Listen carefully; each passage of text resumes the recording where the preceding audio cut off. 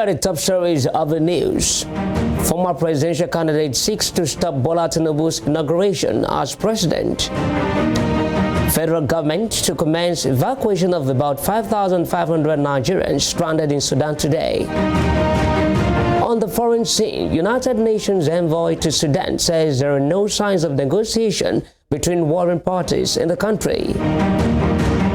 Good afternoon, welcome to Spring News at 12 on Western Spring Television. My name is Okpayemuni. A fresh motion notice seeking to stop the president-elect Bola Tinubu from being inaugurated as Nigeria's new president on May 29, 2023 has been instituted at the Court of Appeal in Abuja. The fresh suit was instituted by a presidential candidate in the 2019 presidential election and constitutional lawyer Ambrose Owuru and the defunct political party Hope Democratic Party (HDP). Owuru prayed to the Court of Appeal Abuja to prohibit President Muhammadu Buhari, Attorney General of the Federation Abubakar Malami, and the Independent National Electoral Commission (INEC) from inaugurating the president-elect on May 29th. Owuru predicated his grounds against inauguration of Tinubu or anybody else as successor to President Buhari on the ground that he is the constitutionally adjudged winner of the 2019 election and has not spent his tenure as required by law. Among others, Owuru insisted that President Buhari has been usurping his tenure of office since 2019 because the Supreme Court has not determined his petition filed in 2019 in which he challenged the purported declaration of President Buhari as the election winner. The Labour Party has dissociated from a viral letter signed by the self-acclaimed factional national chairman of the party, Lamidi Apapa, asking the Presidential Election Petition Tribunal to dismiss all cases by the party's presidential candidate, Peter Obi, against the margins of the All Progressives Congress, Bola Tinubu, in the February 25th general election. According to a statement by the party's acting national publicity secretary, Obiora Ifo, on Tuesday, the party urged the tribunal in Abuja to disregard the antics by Apapa, who is a suspended deputy national chairman of the party. Corroborating the stance of the party, Ifo alleged that Apapa was seeking to jeopardize the victory of Obi with his action. However, Apapa has insisted that he is the party's acting national chairman, adding that since the court had suspended Abure and the other national officers, is the next to take over. The petition filed by our principal, the leader of the party, His Excellency Peter Obi, is for the court to determine whether INEC was right in what they did. And it is just there, and it is happening. It is already taking care of itself. And the date has been given. We have all given our submissions. And the court is going ahead to give rulings or judgment on that. So we do not even bother by what these people are doing. The issue is that the neck of the party met on the 18th and suspended so many of them, 6 of them, and the so-called Arab was expelled. NEC is a higher authority than the NWC. And as I'm talking to you now, these men are under suspension. And the only one that we know that is the national chairman is Abure. Candidates of the People's Democratic Party and the African Democratic Congress, Jibrin Bade and Nafiu Bala, have separately taken the governor of Gombe State, Mohamed Inowa Yahaya, to the election tribunal. Bade and Bala are at the tribunal following the outcome of the 2023 gubernatorial election in the state, while Yahaya was declared the winner by the Independent National Electoral Commission returning officer Maimouna Waziri with 342,821 votes. His closest challenger and candidate of the PDP, Bade, scored 233,131, and the new Nigeria People's Party's Kamisu Mailantaki came to stand third with 19,861 votes. Away from politics, the federal government will today commence the evacuation of about 5,500 Nigerians, including students stranded in Khartoum and other cities in Sudan. To facilitate the repatriation, the government has released 150 million naira for hiring 40 buses to convey its desperate citizens from Sudan to Cairo in Egypt. The money was paid to an undisclosed transport company on Tuesday by the Central Bank of Nigeria through the National Emergency Management Agency. The chairman of the Nigerians in Diaspora Commission, Abike Dabirewa, confirmed on Tuesday that the payment had been made, noting that the evacuees would take off today. The evacuation is taking place against the backdrop of a 3-day ceasefire starting midnight Tuesday, declared by the Sudanese Armed Forces and the Rapid Support Force. Foreign countries are taking advantage of a temporary suspension of hostilities to move their nationals from Sudan as deadly fighting between the two forces entered the second week. In other news, the Economic and Financial Crimes Commission, EFCC, on Tuesday obtained an order to retrieve all the documents it tendered as exhibits in the 4.6 billion naira money laundering trial of a former Minister of Aviation, Femi Fani-Kayode. The EFCC obtained the order from Justice Daniel Osiago of the Federal High Court in Lagos to enable it to refile the charges before the court division of the court. The decision to take the case from Lagos to Abuja followed the judgment of the Court of Appeal, which held that the Abuja division of the Federal High Court, rather than Lagos, has jurisdiction to hear the case. The EFCC charged Fani-Kayode alongside a former Minister of State for Finance, Nenandi Usman, a former chairman of the Association of Local Governments of Nigeria, Yusuf Danjuma, and the company Joint Trust Dimensions Nigeria Limited. In the 17 counts filed against them, they were accused of laundering 4.6 billion naira in the build-up to the 2015 general elections. In another development, the Economic and Financial Crimes Commission, EFCC, on Tuesday arraigned Speaker of the Ondo State House of Assembly, Bamidele Oleyelogun, over allegations of fraud. Oleyelogun was arraigned alongside Felemu Bankole, a lawmaker representing the Akoko Southwest Constituency 2, and Segun Bankole, a staff of the Assembly. A former Deputy Speaker of the Assembly, Iroju Ogundeji, had petitioned the EFCC, alleging that the defendants conspired to share 2.4 million naira meant for a seminar in Lagos, which they never attended. The defendants pleaded not guilty to the 2-count charge preferred against them. After the plea, Kingsley Kudus, EFCC counsel, prayed the court to remand the defendants at a correctional facility. Moving on, the Police Service Commission says it has approved the appointment of new commissioners of police for 11 states and the Federal Capital Territory. The new commissioners of police are Mohammed Gumel, posted to Kano, Aruna Garba to the FCT, Tajuddin Abbas to Delta, Oladimeji Olanrewaju to Ogun, Taiwo Jesubi to Ondo, and Julius Okoro to Benue. Others are Remokere Ibiani, posted to Bayelsa, Mohamed Bunu to Yobe, Garba Yusuf to Kaduna, Garba Ahmed to Zamfara, Ahiyatu Ali to Sokoto, and Aliyu Musa to Katsina. Spokesperson for Police Service Commission, Ikechukwu Ani, in a statement released on Tuesday, said Chairman of the Commission, Solomon Arase, urged the newly appointed CPS to be more dedicated to their duty. He said the new posting was a call for greater commitment, innovation, and loyalty to the Nigerian nation, adding that the CSPs should brace up and settle down as quickly as possible for duty ahead of a national transition period. The federal government said an estimated 55 million cases of malaria and nearly 90,000 malaria deaths occurred each year in Nigeria. Minister of Health Osage Eanire disclosed these at the press briefing to commemorate the World Malaria Day. Dr. Eanire, who was represented by the Permanent Secretary of the Ministry, Maman Mahmouda, said despite efforts by the government and its partners to combat the effects of malaria in the country still accounts for 27% of global malaria cases and 32% of global malaria deaths. The out-of-pocket expenditure for malaria is estimated to be 70%, and Nigerians pay as much as 2,218 naira on each malaria. The government, however, calls for investment to defeat malaria and step up innovative strategies and impactful interventions.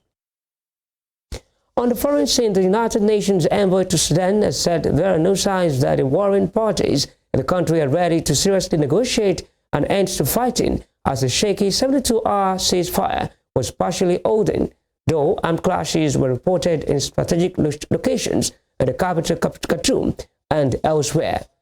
UN envoy to Sudan, Volker Perthes, told a UN Security Council meeting in New York City on Tuesday that both parties in the conflict believe that they can secure a victory. Meanwhile, a ship carrying 1,687 civilians from more than 50 countries fleeing violence in Sudan docked in Saudi Arabia today, which is the largest evacuation effort by the Gulf Kingdom so far. Saudi Arabia has received several rounds of evacuees by air and sea since fighting broke out in Africa's third biggest country on April 15th, part of what analysts describe as an effort to position itself as a major player in responding to regional crises. The Indonesian Foreign Ministry said 560 nationals had been successfully evacuated from Sudan to Saudi Arabia, though it was not clear if all of them were on the same boat but reached Jeddah this morning. You're watching Spring News at 12 on Western Spring Television. We'll be right back after this break.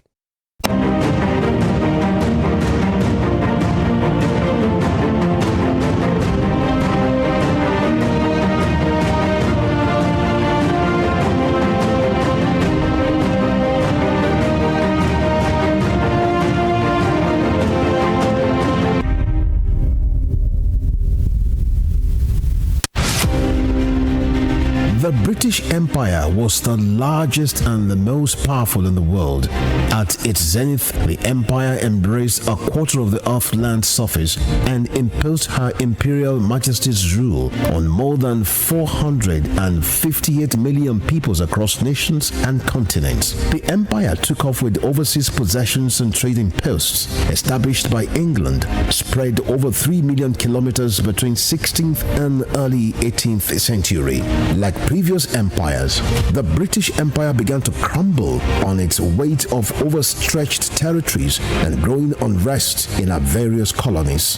Today, the British Empire no longer exists. What is in place is the Commonwealth of Nations, a loose association of sovereign states which recognize the King of England as the titular head. Western Spring Television identifies the British Empire as a watershed empire in history. Badamasi Adegoke Adelabu was a prominent figure in Ibadan politics and Western region before Nigeria's independence. He was a key founder of the National Council of Nigeria and the Cameroons, a political party that held a lofty the touch of liberty for the two West African countries.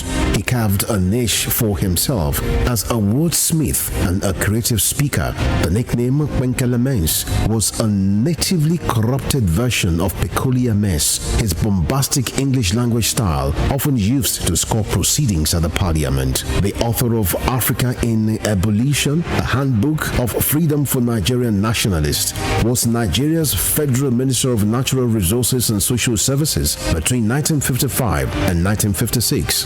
He died in an auto crash on the 25th March 1958 at the age of 42. Western Spring Television identifies Adegoke Adelabu as a watershed character in history.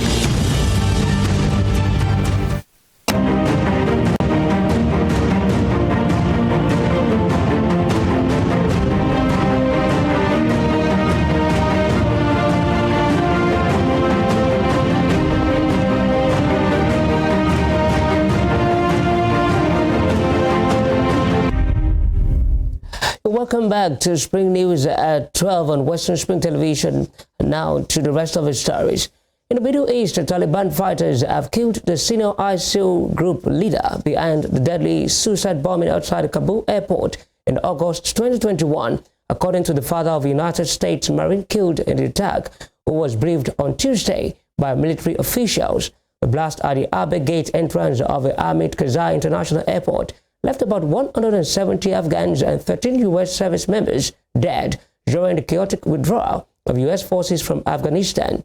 Over the weekend, the U.S. military began to inform the families of 11 Marines, the sailor, and soldier who died in the attack that the ISIL leader had been killed. The ISIL leader, whose identity has not yet been released, was killed in southern Afghanistan in early April as the Taliban conducted a series of operations against the group.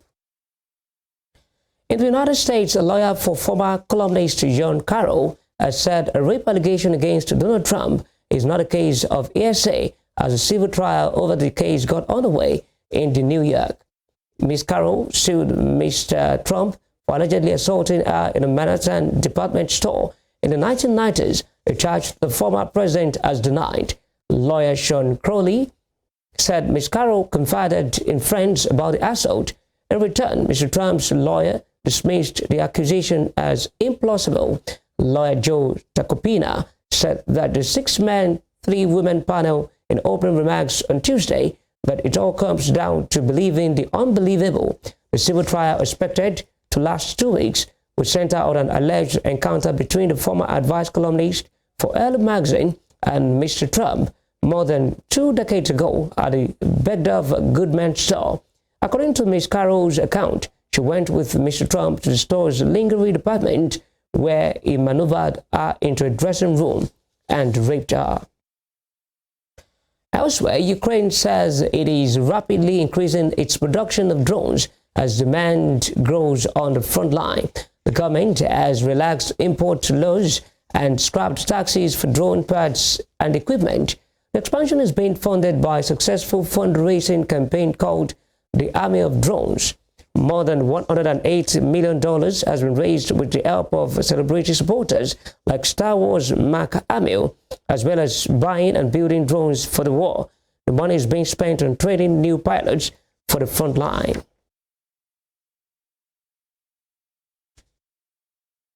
In Asia, Taiwan will start its An Kuang military drills next month with computer simulations as it focuses on combating a blockade of the island and preserving the fighting capabilities of its forces. According to Taiwan's defense ministry, the annual drills will kick off with 5 days of tabletop exercises from May 15th, while live fire exercises are to take place for 5 days from July 24th. The defense ministry said at a press conference that the focus will be on combat forces, preservation, and maritime interception, and will include civilian airports. The naval element will integrate sea, air, and land forces to attack enemy troops and amphibious assault ships, as well as to protect sea lanes and counter blockade efforts. China, which claims the self-ruled island as its own, has stepped up pressure on Taiwan since Tsai Ing-wen was first elected president in 2016. In other news, British American Tobacco is to make $635 million plus interest to U.S. authorities after a subsidiary admitted selling cigarettes to North Korea in violation of sanctions. The U.S. authorities said the settlement related to British American Tobacco activity in North Korea between 2007 and 2017. British American Tobacco's head, Jack Bowles, apologized for the misconduct. The U.S. has imposed severe sanctions on North Korea over its nuclear and ballistic missile activities. British American Tobacco is one of the world's largest tobacco multinationals and one of the UK's 10 biggest companies. Singapore has hanged a 46-year-old Thangaraju Suppiah, who was found guilty in 2018 of trafficking more than 1 kilogram of cannabis, despite last-minute appeals for leniency from his family and activists. Anti-death penalty campaigner Kirsten Ann wrote on Twitter that his family said they had been given Thangaraju's death certificate. A spokesperson for the country's prison service told journalists that his sentence had been carried out at Changi prison in the island's east. Thangaraju Suppiah was sentenced to death in 2018 for abetting the attempted trafficking of just more than 1 kilogram of cannabis. A judge found he was using a phone number that was communicating with traffickers attempting to smuggle the drugs into Singapore. And after some business stories, First Republic Bank's shares have plunged to record low after the lender announced that depositors withdrew more than $100 billion, prompting fears of further bank collapses after the failure of Silicon Valley Bank and Signature Bank.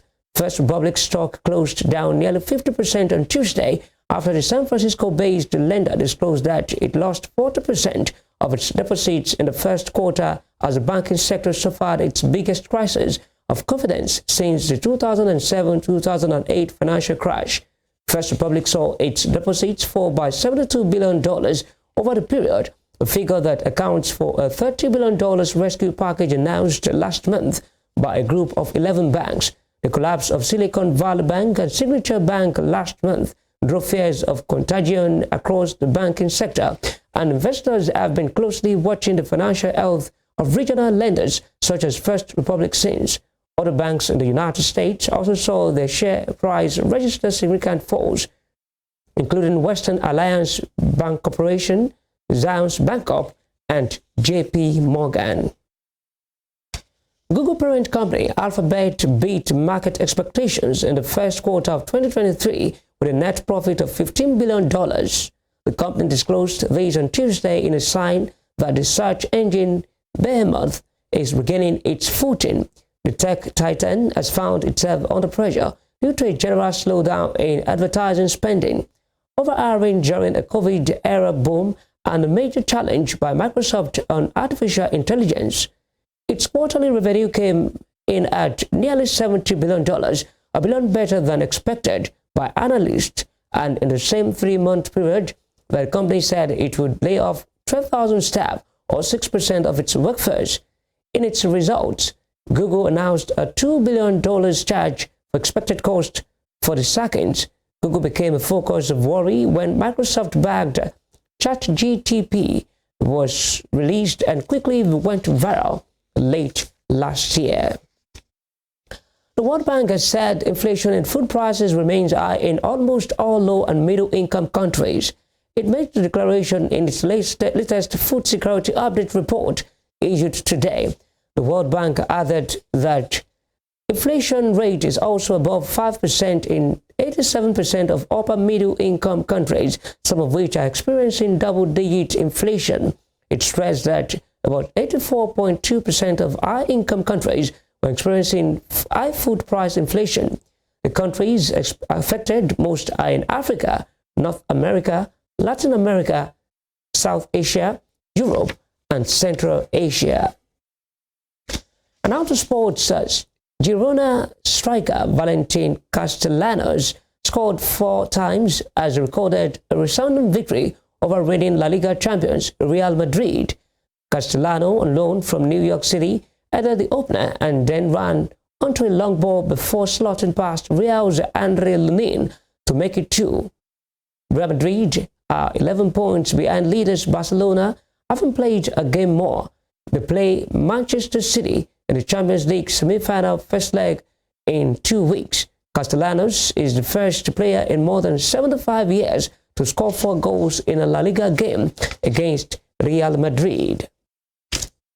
Formula One is to introduce a new format for sprint races starting at this weekend's Azerbaijan Grand Prix. The sprint, a shorter race held on Saturday, has been made independent of the Grand Prix and will have its own qualifying session known as sprint shootout. While tire use in a standard qualifying session is free, it will be mandated by rules for the sprint race. Qualifying teams will have to use new tires in each session. The new format was agreed unanimously on Tuesday at the meeting of the Formula One Commission, a rule-forming body that consists of governing body, the FIA, commercial rights holder F1, and the teams, before being rubber-stamped by legislative body, the FIA World Council. The idea behind the changes is to introduce more jeopardy into the sprint by encouraging drivers to take more risks.